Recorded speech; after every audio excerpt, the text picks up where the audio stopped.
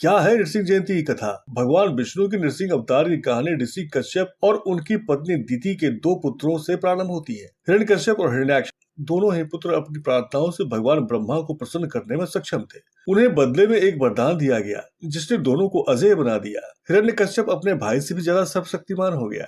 उसने ब्रह्मा द्वारा प्रदान की गई शक्तियों के साथ विश्व के तीनों लोगों को जीतना शुरू कर दिया और स्वर्ग पर विजय प्राप्त करने की ठान ली। भगवान विष्णु ने वराह के अवतार में हिरण्याक्ष को परास्त किया। इस दिन को वराह जयंती के रूप में मनाया जाता है, लेकिन ब्रह्मा से प्राप्त वरदान के कारण देवता हिरण्यकश्यप को हराने में असमर्थ थे। उस वरदान में हिरण्यकश्यप ने यह मांगा था कि उसे न कोई मनुष्य मार पाए, न पशु, न ही वह घर के अंदर मृत्यु को प्राप्त हो और न ही घर के बाहर। उसे न ही दिन में मारा जा सके और न ही रात्रि में। हिरण्यकश्यप को एक पुत्र प्रहलाद का भी आशीर्वाद मिला, जो भगवान नारायण का अरण्य भक्त था। हिरण्यकश्यप खुद को ईश्वर मानने लगा था, इसलिए अपने पुत्र की नारायण भक्ति उसे रुष्ट कर देती थी। लेकिन हिरण्यकश्यप के बहुत से प्रयासों के बावजूद उसका पुत्र भगवान विष्णु की पूजा करता रहा। उस बालक की भक्ति से प्रसन्न होकर भगवान नारायण ने प्रहलाद को कोई हानि नहीं होने दी। हिरण्यकश्यप ने अपने पुत्र की भक्ति से क्रोधित होकर उस बालक को जलाकर मारने का निश्चय किया। उसने अपनी बहन होलिका से प्रहलाद को अपनी गोद में लेकर अग्नि में बैठने के लिए कहा। किंवदंती है कि होलिका को कभी आग में न जलने का वरदान प्राप्त था, इसलिए होलिका प्रहलाद को लेकर अग्नि में बैठने के लिए तैयार हो गई।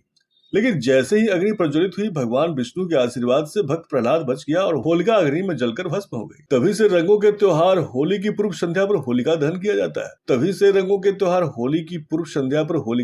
जाता है। भक्त प्रहलाद को मारने की योजना में की गई सभी क्रूर योजनाओं की विफलता और अपनी बहन की मृत्यु से रुष्ट हिरण्यकश्यप ने प्रहलाद को अपने भगवान के अस्तित्व को सिद्ध करने के लिए चुनौती दी। प्रहलाद ने उत्तर दिया कि भगवान विष्णु हर जगह है और हर चीज में विद्यमान है, यहाँ तक कि इस महल के स्तंभों में भी है। यह सुनकर जब हिरण्यकश्यप ने क्रोध में एक स्तंभ पर प्रहार किया तो एक स्तंभ से भगवान विष्णु नृसिंह भयानक रूप में प्रकट हुए। भगवान विष्णु के इस नृसिंह अवतार ने हिरण्यकश्यप का वध किया था और इसी तिथि को नृसिंह जयंती के रूप में मनाया जाता है। कैसे मनाएं नृसिंह जयंती? सूर्योदय से पहले पवित्र जल स्नान करें और स्वच्छ वस्त्र धारण करें। नृसिंह जयंती के दिन देवी लक्ष्मी और भगवान नृसिंह की विशेष पूजा की जाती है। पूजा के बाद देवताओं को नारियल, मिठाई, फल, केसर, फूल और कुमकुम चढ़ाएं। इस व्रत का पालन करें जो नृसिंह जयंती पर सूर्योदय से शुरू होता है और अगले दिन सूर्योदय पर समाप्त होता है। इस व्रत का पालन करें जो नृसिंह जयंती पर सूर्योदय से शुरू होता है और अगले दिन सूर्योदय पर समाप्त होता है। व्रत के दौरान किसी भी अनाज का सेवन करने से परहेज करें। देवताओं को प्रसन्न करने के लिए पवित्र मंत्रों का जाप करें। जरूरतमंदों को तिल, वस्त्र, भोजन और दैनिक जरूरी सामान का दान करना शुभ माना जाता है। नृसिंह जयंती के व्रत पर भगवान विष्णु की पूरी श्रद्धा से की गई पूजा अर्चना के बाद पारण विधि द्वारा ही व्रत का समापन करना चाहिए। इसी से व्रत का पूर्ण फल प्राप्त होता है।